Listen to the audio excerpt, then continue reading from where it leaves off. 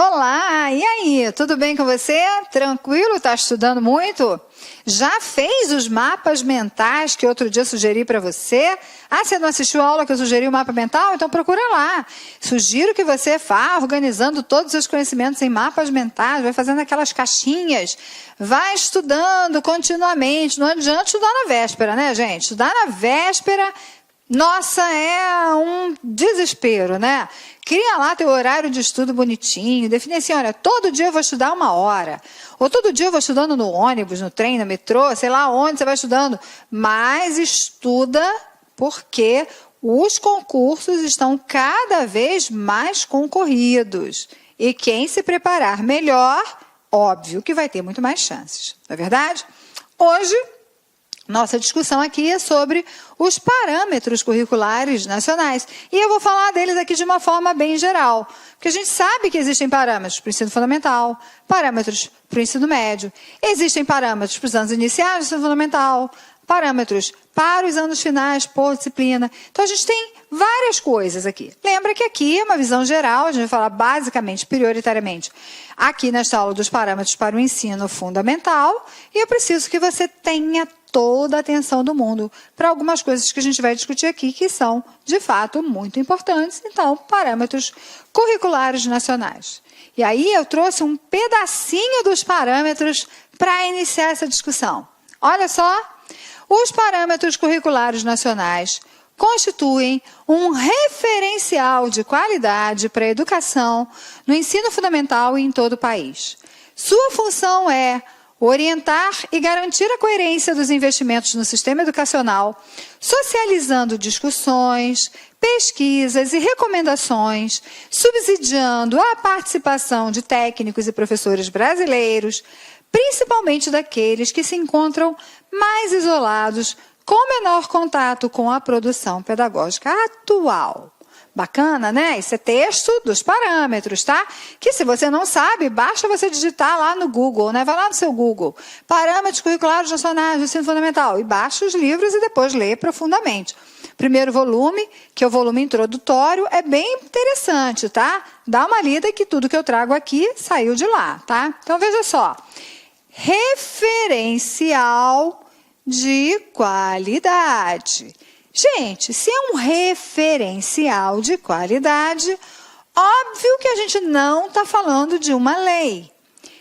Os parâmetros são um documento organizado, assegurado lá pelo MEC, com toda a participação, mas eles não têm força de lei. Se a gente está dizendo que são parâmetros, tá? Então, são balizadores de uma proposta curricular, mas de uma possibilidade de escolhas e de ampliação. Então, ele é referencial de qualidade. E a função dele é essa, ó, orientar e garantir coerência dos investimentos no sistema educacional. Então, a lei é uma, então a gente tem que pensar em garantir investimentos, coerência em função daquela lei. Mas como é que a gente pode fazer isso? Os referenciais, que são os parâmetros, vão aproximar essa discussão do como eu posso fazer, mas não do que eu tenho que obrigatoriamente fazer, porque, de novo, a gente não está falando de lei. E uma grande preocupação dos parâmetros é justamente com aquelas pessoas ou com aquelas redes de ensino que se encontram mais isolados da produção pedagógica atual. Pensa que o Brasil, deste tamanho, né, com lugares ainda muito empobrecidos, com baixo desenvolvimento, com índices de desenvolvimento humano ainda muito baixos, né, às vezes pode não ter acesso aos conhecimentos pedagógicos atuais. E os parâmetros foram uma forma de tentar lidar com isso. Quando os parâmetros foram constituídos em 1998, eles foram distribuídos para todas as unidades escolares. E foram vários, muitos professores receberam o seu próprio exemplar dos parâmetros. Uma forma de falar assim, olha, você não tem essa discussão, mas lê aqui, olha o que você pode fazer. Tá? Então, teve esse interesse muito grande nessa questão dessa socialização, de ser uma referência, mas de ser uma referência socializada, para quem não tinha ainda acesso a essas situações. Na realidade, os parâmetros são um documento muito consultado ainda hoje, tá? Muito utilizados Porque é um documento conhecido, é um documento que traz algumas propostas de fato interessantes, que a gente vai começar a conhecer agora. Vamos lá. Olha o que é interessante, a gente vai discutir ao longo das aulas mais profundamente, mas se você não sabe, os parâmetros curriculares dos anos iniciais e dos anos finais do ensino fundamental são organizados em ciclos. Os tais ciclos de formação, pois é, lembra que quando os parâmetros foram constituídos, a gente estava muito na onda do ciclo, né? Era o auge do ciclo. E, portanto, a organização deles é em ciclo e não em séries, tá? Ele traz uma novidade, que a gente pode chamar de novidade, que é uma metodologia de transversalidade. Essa metodologia de transversalidade trabalha com a ideia dos temas transversais. Está aqui, ó, transversalidade, tá? Temas transversais que foram, então, apresentados: ética, pluralidade cultural, meio ambiente, saúde e orientação sexual. E, então, trabalhando com essa ideia de transversalidade e da tal, famosa, conhecida, desejada, querida interdisciplinaridade, né? Essa é a ideia. Está aqui alguns dos volumes para você reconhecer visualmente como são os PCNs, né? Então, sempre, esses são alguns toques iniciais para você saber. A gente ainda vai desenvolver bastante isso ao longo da aula, mas uma síntese importante para que você entenda o que os parâmetros trazem para a gente. Então, vamos pensar em algumas possibilidades para a utilização dos parâmetros. Isso eu tiro, repito, dos próprios parâmetros. Então, por exemplo, para rever objetivos, conteúdos, formas de encaminhamento das atividades, expectativas de aprendizagem e também maneiras de avaliar. Então, a gente já sabe que todos esses assuntos aqui que se propõem a uma revisão são assuntos que estão presentes na discussão dos parâmetros curriculares nacionais. Então, a gente vai pensar nas atividades, naquilo que eu espero que o garoto aprenda, maneiras de avaliar o aluno, e esse documento se presta a isso, a fazer quem lê, o sistema que está lá discutindo, os professores que estão lendo, reverem essas formas. Refletir sobre a prática pedagógica, tendo em vista uma coerência com os objetivos propostos. Então, assim, a gente tem ainda hoje uma dissonância muito grande. O objetivo é um, a prática pedagógica é outra. Eu canso de ver planejamentos, projetos políticos pedagógicos, seja o que for, e vem lá. O objetivo é fazer com que o aluno estabeleça críticas sobre um determinado assunto, está lá o objetivo. Aí, quando você vai ver a prática pedagógica do professor o aluno copia do quadro, o aluno repete, o aluno não é chamado a pensar sobre, o aluno não é chamado a refletir sobre ou a estabelecer uma crítica. Então, existe uma dissonância grande entre aquele objetivo e a prática. E os parâmetros se propõem a trazer alguns subsídios para que essa reflexão sobre essas questões possam acontecer. Preparar um planejamento que possa, de fato, orientar o trabalho em sala de aula. Como é que eu planejo para que eu possa, a partir desse planejamento, trabalhar em sala de aula? Discutir com a equipe de trabalho as razões que levam os alunos a terem maior ou menor participação nas atividades escolares. Então, ele também se propõe a isso. Identificar, produzir ou solicitar novos materiais que possibilitem contextos mais significativos de aprendizagem, subsidiar as discussões de temas educacionais com os pais e responsáveis que estão implicados diretamente em todo esse processo. Então, os parâmetros curriculares nacionais constituem o primeiro nível de concretização curricular. Ou seja, parâmetros curriculares nacionais não são o currículo da escola. Eles são um primeiro nível. Então, tem lá a legislação, tem a LDB, tem as DCNs e tem os parâmetros. Uma concretização daquilo que a legislação fala de currículo. Mas não é o currículo a ser assumido por cada instituição, tá? Eles são uma referência nacional para o ensino fundamental, estabelece uma meta educacional para o qual devem convergir as ações políticas do Ministério da Educação e do Desporto. Na época era educação e desporto, hoje não é mais, toda hora muda, né, gente? Tais como os projetos ligados à sua competência na formação inicial e continuada de professores, análise de compra de livros, outros materiais didáticos e também a avaliação nacional. Tem como função subsidiar a elaboração e a revisão curricular dos estados e municípios, dialogando com as propostas e experiências já existentes incentivando a discussão pedagógica interna das escolas e a elaboração de projetos educativos, assim como servir de material de reflexão para a prática de professores. Então, está lá, eu tenho um primeiro nível de concretização curricular, as escolas já têm outros currículos, e aí a gente vai começar a fazer um cruzamento de possibilidades. Lembra que os parâmetros foram construídos justamente para dar conta dos desafios que foram colocados com a mudança da legislação na educação. A gente pode fazer algumas críticas, e eu vou colocar aqui para que você entenda necessariamente um pouquinho mais desse cenário. Olha que coisa, né? Quando os PCNs foram construídos, a gente tinha um ensino fundamental que era em 8 anos e não em 9, como é agora. Os ciclos praticamente não existem mais, né? Então a gente tem hoje uma realidade bastante diferente. A gente tem uma novas diretrizes curriculares para o ensino fundamental de 9 anos que não existiam à época.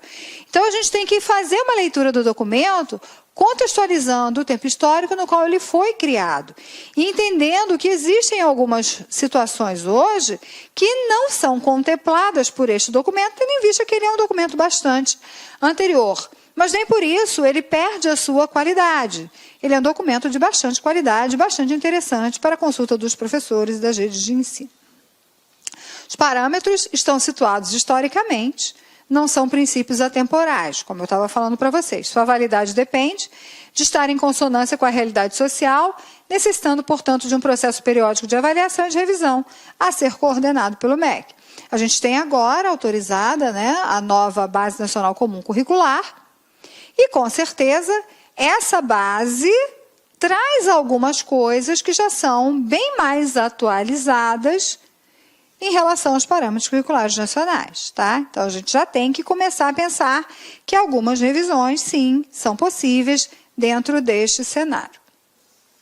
A escola e a Constituição da Cidadania. Bom, primeiro, deixa eu te lembrar que se tem algo que é uma busca que resume basicamente aquilo que o ensino fundamental quer, é a cidadania. Então, essa é uma palavra-chave. Para a gente pensar em ensino fundamental, essa palavra-chave é cidadania. Então, vamos lá. A escola, ao tomar para si o objetivo de formar cidadãos capazes de atuar com competência e dignidade na sociedade, buscará eleger como objeto de ensino conteúdos que estejam em consonância com as questões sociais que marcam cada momento histórico, cuja aprendizagem e assimilação são as consideradas essenciais para que os alunos possam exercer seus direitos e deveres. Então, a gente está falando que a escola tem que formar cidadãos e que, portanto, esses cidadãos têm que ter competência e dignidade para atuar na sociedade. Isso tudo está implicado com a escola e com aquelas oportunidades de ensino que são dadas a esse aluno, essas oportunidades de aprendizagem. Então, quando a gente fala de cidadania, a gente está falando daquilo que é considerado essencial para que o aluno possa exercer tanto os seus direitos quanto os seus deveres. Então, a escola, por ser uma instituição social com propósito explicitamente educativo, tem o compromisso de intervir efetivamente para promover o desenvolvimento e a socialização de seus alunos. Então, ela tem que fazer isso. Ela tem que pensar nas questões dessa socialização e do desenvolvimento. Então, essa função é a função socializadora que remete a 2 aspectos. Se eu pensar na função socializadora, pense em 2 aspectos. Primeiro, desenvolvimento individual. Cada aluno precisa desenvolver-se individualmente. E o segundo é o contexto social e cultural, porque ele vai fazer isso dentro de um contexto. E como a escola tem essa função social, ela precisa estar relacionada o tempo inteiro com esse contexto. Ela precisa conhecer esse contexto e ela precisa, então, trabalhar com o aluno considerando essas especificidades, senão ela não trabalha em prol da cidadania. Então, a gente tem que pensar que, para que isso aconteça, aprender e ensinar, construir e interagir são aspectos cruciais, tarefas cruciais no ensino fundamental. Então, assim, conceber o processo de aprendizagem como propriedade do sujeito não implica desvalorizar o papel determinante da interação com o meio social e, particularmente, com a escola. Quem aprende é o sujeito. A aprendizagem é um processo individual e a gente sabe disso. Eu não posso aprender por vocês. Eu posso estar aqui ensinando, mas eu não posso aprender por vocês. Como vocês também não podem aprender por mim. Então, é sim um processo individual, mas esse processo individual, ele acontece numa interação com o meio social e particularmente com a escola. A escola é esse meio social com o qual o aluno interage prioritariamente para que ele aprenda. Bom, então as situações escolares de ensino e de aprendizagem são sempre situações comunicativas nas quais os alunos e os professores atuam como corresponsáveis, ambos com uma influência decisiva para o êxito do processo. Então, a gente tem uma corresponsabilidade com alunos e professores, porque é nesse sentido de colaboração que a gente vai pensar em aprendizagem. Marca e anota aí que os parâmetros curriculares são um documento que trazem a interação como a grande concepção de aprendizagem. Ou seja, o tempo inteiro os parâmetros vão apontar que os alunos aprendem por interação, que a gente aprende através da interação. Ah, mas é lógico, já teve momentos em que se acreditavam que o processo de aprendizagem, ele era puramente um processo herdado, genético, né? Tu aprende aquilo que o teu potencial genético te deixa aprender. Já houve outros momentos em que se achava que esse processo era determinado pelo ambiente, só o ambiente vai fazer de mim inteligente se o meu ambiente for bom, eu não vou ser bom se o ambiente também não for, e coisas assim. Hoje a gente entende que é interação, então é a ação do indivíduo em relação com aquilo que está externamente a ele. É essa troca, essa colaboração, é essa cooperação que vão dar possibilidade de aprendizagem. Então lembra que os PCNs são um documento altamente interacionista. E ao dizer isso eu posso dizer para vocês também que existe aqui uma colaboração muito grande das teorias de Piaget e de Vygotsky, por trás de toda a fundamentação deste trabalho. E aí a gente pode falar também de aprendizagem significativa. Então, olha só, aprendizagem significativa, eu tenho certeza que você já ouviu essa expressão várias vezes por aí, mas o que de fato é isto? Então, aprendizagem significativa implica sempre alguma ousadia. Diante do problema posto, o aluno precisa elaborar hipóteses e precisa experimentá-las. Fatores e processos afetivos, motivacionais e relacionais são importantes nesse momento. Os conhecimentos gerados na história pessoal e educativa têm um papel determinante na expectativa que o aluno tem da escola, do professor e de si mesmo, nas suas motivações e interesses, em seu autoconceito e em sua autoestima. Vamos parar aqui. Quando a gente fala de aprendizagem significativa, a gente está falando de um processo que significa, de fato, a gente está atento a que as aprendizagens se constituem sempre a partir de uma experiência anterior do próprio sujeito. Então, vamos pensar o seguinte, olha, o menino já tem experiências de vida, aprendizagens anteriores. Para que uma aprendizagem tenha significado, ela precisa, de alguma forma, conversar, se ancorar nesses conhecimentos anteriores que esses alunos têm. E é por isso que essas questões dos fatores afetivos, motivacionais e relacionais são importantes. Ele vai estar motivado quando ele entende que aquele assunto que vai ser discutido ali, de alguma forma, vai ter um impacto na sua vida, se relaciona com algo que ele já faz ou que ele conhece. E é por isso que a gente está falando dessa ideia da aprendizagem significativa. A aprendizagem significativa é um termo que foi cunhado por David Ausubel, que fala também dentro desse espírito da psicologia, que vem trazendo essa ideia de que uma aprendizagem ela está meio que conectada a uma estrutura cognitiva anterior que o aluno já tenha. Assim como os significados construídos pelo aluno estão destinados a ser substituídos por outros no transcurso das atividades, as representações que o aluno tem de si e de seu processo de aprendizagem também. Então, é fundamental que a intervenção educativa escolar propicie um desenvolvimento em direção à disponibilidade exigida pela aprendizagem significativa. É o aluno no processo. Então, a aprendizagem significativa não é, por exemplo, é completamente diferente daquilo que se fazia algum tempo atrás, que o professor dizia que ele ia para a escola para transmitir conhecimento. Transmitir conhecimento tem nada a ver com a aprendizagem significativa. Então, a aprendizagem significativa, a gente tem uma atuação do aluno, com as experiências que ele tem, com aquilo que é novo, que se articula com aquilo que ele tem e que faz com que ele avance cada vez mais nos seus conhecimentos. E para a gente pensar nessas aprendizagens, tem um pedacinho dos PCNs que vão trazendo quais são esses objetivos gerais do ensino fundamental. Afinal de contas, se ele vai aprender, a gente tem que pensar, aprender o quê? Quais são os objetivos? Os objetivos vão nos dando pistas dessas aprendizagens, que não são necessariamente aprendizagens só dos conteúdos, embora eles estejam implicados nessa relação. Então, vamos lá. Olha os objetivos do ensino fundamental. A gente espera que os alunos sejam capazes de compreender a cidadania como participação social e política, assim como exercício de direitos e deveres políticos, civis e sociais, adotando no dia a dia atitudes de solidariedade, cooperação, repúdio às injustiças, respeitando o outro e exigindo para si mesmo o próprio respeito. Veja que tudo é articulado com o dia a dia, com si mesmo, tem sempre essa relação que é uma relação de interação. Por isso que a gente está falando que os parâmetros curriculares são um documento bastante interacionista. Posicionar-se, já estou falando que é o próprio aluno, né? De maneira crítica, responsável e construtiva nas diferentes situações sociais, utilizando o diálogo como forma de mediar conflitos e de tomar decisões coletivas.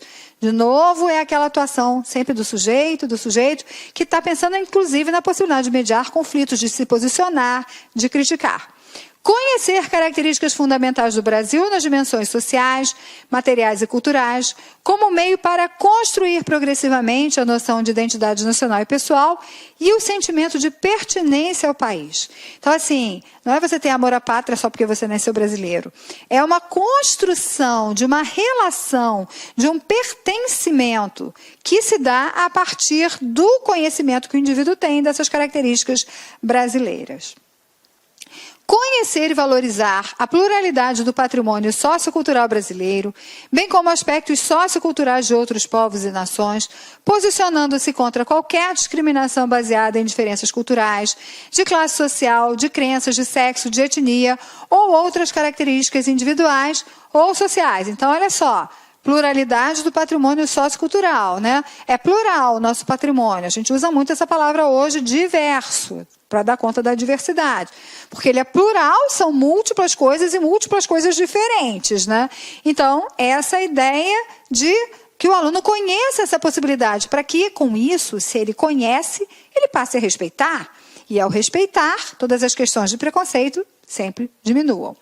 Perceber-se integrante, dependente, agente transformador do ambiente, identificando seus elementos e as interações entre eles, contribuindo ativamente para a melhoria do meio ambiente. Então, olha, ele é agente transformador do ambiente, ele faz parte desse ambiente. O que ele faz causa impacto.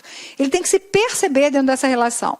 Desenvolver o conhecimento ajustado de si mesmo e o sentimento de confiança em suas capacidades afetiva, física, cognitiva, ética, estética, de inter-relação pessoal, de inserção social, para agir com perseverança na busca de conhecimento e no exercício da cidadania. Então, de novo, ele tem que conhecer essas coisas para poder avançar. Conhecer e cuidar do próprio corpo, valorizando e adotando hábitos saudáveis como um dos aspectos básicos da qualidade de vida e agindo com responsabilidade em relação à sua saúde, também a saúde coletiva. Utilizar as diferentes linguagens, verbal, matemática, gráfica, plástica, corporal, como meio para produzir, expressar e comunicar suas ideias, interpretar e usufruir das produções culturais em contextos públicos e privados, atendendo diferentes intenções e situações de comunicação. Saber utilizar diferentes fontes de informação e recursos tecnológicos para adquirir e construir conhecimentos. Questionar a realidade, formulando-se problemas e tratando de resolvê-los, utilizando para isso o pensamento lógico, a criatividade, a intuição, a capacidade de análise crítica, selecionando procedimentos e verificando suas adequações. Vocês viram que tudo isso aqui vai na direção de uma educação bastante democrática, no qual o sujeito é ator, protagonista da sua ação, e numa perspectiva muito interacionista, onde o aluno está o tempo inteiro agindo, atuando, construindo, conhecendo, e não naquela situação de passividade, que é muito comum, marca de uma educação tradicional, né? Bom, quando a gente fala, então, dessas questões, a gente já falou um pouquinho, mas vou trazer mais para vocês essa ideia da concepção de ensino e aprendizagem. Então, a gente sabe que, por muito tempo, a pedagogia valorizou aquilo que tinha que ser ensinado, supondo que, em decorrência, estaria valorizando o conhecimento. Aí, o ensino foi que ganhou uma autonomia em relação à aprendizagem, né? criou seus próprios métodos e o processo de aprendizagem ficou relegado a segundo plano. Então, durante muito tempo se pensou no ensino, no ensino, no ensino, e a aprendizagem ficou para depois. A questão era como eu ensino, como eu ensino, como eu ensino, mas sem associar essa ideia com a aprendizagem. Bom, aí surge o quê? Um bando de fracasso escolar, né? Então, os fracassos escolares decorrentes da aprendizagem, das pesquisas que buscam apontar como o sujeito conhece, das teorias que provocam a reflexão sobre os aspectos que interferem no ensinar e no aprender, indicam que é necessário dar novo significado à unidade entre aprendizagem e ensino. Não dá para olhar só para o ensino, para como eu ensino. Eu preciso olhar para como eu ensino, mas eu preciso entender como o aluno aprende. Porque não adianta eu trazer uma proposta fantástica de ensino se ela não atender aquela necessidade de aprendizagem daquele aluno. E as necessidades de aprendizagem, gente, elas são individuais, tá? Uma vez que, em última instância, sem a aprendizagem não há ensino. É como se a gente estivesse falando de uma moeda com duas faces. Para eu ter a moeda completa, uma face é aprendizagem, outra face é ensino. Se eu não tenho os dois lados da moeda, eu não tenho uma moeda e eu não tenho essas questões. E para que a gente entenda essas relações, a gente precisa pensar também que objetivos educacionais que a gente tem. A gente já falou dos objetivos lá dos parâmetros curriculares nacionais, olhando para todo o ensino fundamental. Mas a gente tem que entender qual é o papel dos objetivos, tá? Dentro da prática pedagógica. Então, os objetivos, quando eles indicam as capacidades a serem desenvolvidas pelos alunos, eles vão orientando, então, a seleção de conteúdos. Porque é assim, tá, gente? Primeiro os objetivos e depois os conteúdos, e não o inverso, né? Tem gente que começa, o conteúdo é esse, qual vai ser o meu objetivo? Não, é o oposto, tá? Primeiro eu tenho que ter objetivos para depois selecionar os meus conteúdos. E eu tenho que pensar, então, nos conteúdos a serem desenvolvidos como meios para desenvolver essas capacidades e encaminhamentos didáticos que permitam que isso aconteça. Então, eu tenho objetivos, desconfigurou tudo aqui, tá, gente? Vou consertar aqui para vocês. Objetivos, conteúdos e aqui as metodologias, tá? Olá, meus amigos! Inicialmente eu quero pedir licença para vocês, pois interrompi os seus estudos, mas essa videoaula aqui da Lá Concurso é uma videoaula demonstrativa para você conhecer a qualidade do nosso site, conhecer os nossos professores. Eu quero passar um recado para você. Se você quer continuar a assistir o restante dessa videoaula, você quer fazer um dos nossos cursos específicos para a Prefeitura de Lucas do Rio Verde, então clique aqui embaixo e converse com um dos nossos atendentes. Atenção, os nossos cursos, nós temos 8, 9 cursos a partir de R$20. É isso mesmo, né? Professor, quais são os cursos da Lá Concurso? Olha aqui. Temos 3 conhecimentos básicos, né? Um para fundamental, médio e superior. Todos eles, a partir de... são 10 parcelas de R$20. Tá? Curso aí para técnico administrativo educacional, área da secretaria, 10 de 35. Ajudante administrativo, 10 de 35. Fiscal de postura, 10 de 35. Fiscal de tributos, 10 de 35. E, claro, a nossa cereja do bolo, professor de pedagogia, 10 de 35. Inclusive, a nossa professora titular aqui da Lá Concursos, para quem não conhece a Lá Concurso é uma empresa cuiabana. Nós estamos trazendo o quê? Estamos trazendo a professora Márcia Argil, lá do Rio de Janeiro. Ela chega dia 28 para gravar completaço o quê? A parte de conhecimentos específicos, que é a parte pedagógica. Tá certo, meus amigos? Então venha estudar conosco aqui na Lá Concurso, que eu tenho certeza que você não vai se arrepender e vai ficar fã de carteirinha do nosso site. Um forte abraço, fique com Deus. Tchau, tchau.